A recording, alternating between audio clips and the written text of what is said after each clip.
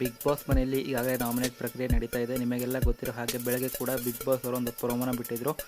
ಆ ಒಂದು ಪ್ರೋಮೋದಲ್ಲಿ ಮಾಳು ಅವರು ಅಶ್ವಿನಿ ಗೌಡ ಹಾಗೆಯೇ ಜಾನ್ವಿಗೆ ಟಾರ್ಗೆಟ್ ಮಾಡೋ ಥರ ಕಾಣಿಸ್ತಾ ಇದೆ.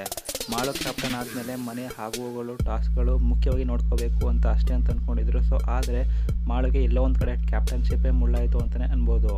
ಮನೆಯಲ್ಲಿ ಈಗಾಗಲೇ ನಾಮಿನೇಟ್ ಆಗುವಂಥ ಪ್ರಕ್ರಿಯೆ ನಡೀತಾ ಇದೆ. ಯಾರನ್ನು ಬೇಕಾದರೂ ನಾಮಿನೇಟ್ ಮಾಡುವ ಸಂಪೂರ್ಣ ಅಧಿಕಾರವನ್ನು ಮಾಳು ಅವರಿಗೆ ಬಿಗ್ ಬಾಸ್ ಕೊಟ್ಟಿದ್ದಾರೆ. ಬೆಳಗ್ಗೆ ಕೂಡ ಒಂದು ಪ್ರೋಮೋನ ಬಿಟ್ಟಿದ್ರು. ಆ ಒಂದು ಪ್ರೋಮೋದಲ್ಲಿ ರಾಶಿಖಾನ ನಾಮಿನೇಟ್ ಮಾಡ್ತಾರೆ. ಈಗ ಅಶ್ವಿನಿ ಗೌಡ ಹಾಗೆಯೇ ಜಾನ್ವಿ ಅವ್ರನ್ನ ನಾಮಿನೇಟ್ ಮಾಡ್ತಾರೆ. ಇಬ್ಬರನ್ನು ನಾಮಿನೇಟ್ ಮಾಡಿದ ಮಾಳು ಅವ್ರಿಗೆ ಒಂದು ಸೂಕ್ತ ಕಾರಣನ ಕೊಡೋಕ್ಕೆ ಬರ್ತಾ ಇರಲಿಲ್ಲ. ಸೊ ಆ ಒಂದು ಕಾರಣ ಮನೆಯಲ್ಲಿ ಇರೋ ಬರೋರೆಲ್ಲ ಮಾಳು ವಿರುದ್ಧ ತಿರುಗಿ ನಿಂತ್ಕೋತಾರೆ.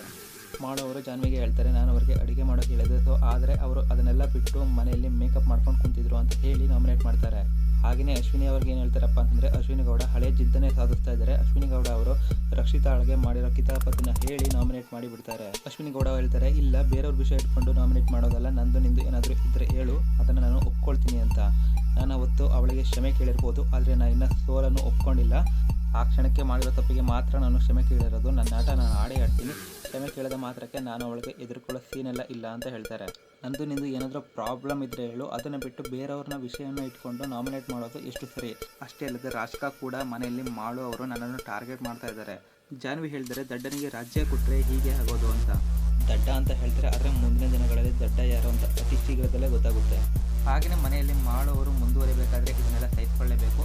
ಇದನ್ನೆಲ್ಲ ಇಟ್ಕೊಂಡು ಮಾಳು ಅವರಿಗೆ ಇವರು ಮುಂದಿನ ದಿನಗಳಲ್ಲಿ ಹಲವಾರು ಕಷ್ಟವನ್ನು ಕೊಡ್ಬೋದು ಅಂತ ಅನಿಸುತ್ತೆ. ಸೊ ನನಗನ್ಸೋದೇನಪ್ಪ ಅಂದರೆ ಮಾಳು ಅವ್ರಿಗೆ ಈ ಒಂದು ಕ್ಯಾಪ್ಟನ್ಶಿಪ್ ಮುಳ್ಳಾಯಿತು ಅಂತಲೇ ಹೇಳ್ಬೋದು. ಸೊ ಇದೇ ಥರ ಬಿಗ್ ಬಾಸ್ ಅಪ್ಡೇಟ್ಸ್ಗಳಿಗಾಗಿ ನಮ್ಮ ಒಂದು ಚಾನಲ್ ದಯವಿಟ್ಟು ಸಬ್ಸ್ಕ್ರೈಬ್ ಮಾಡಿ ಇಟ್ಕೊಂಡಿರಿ.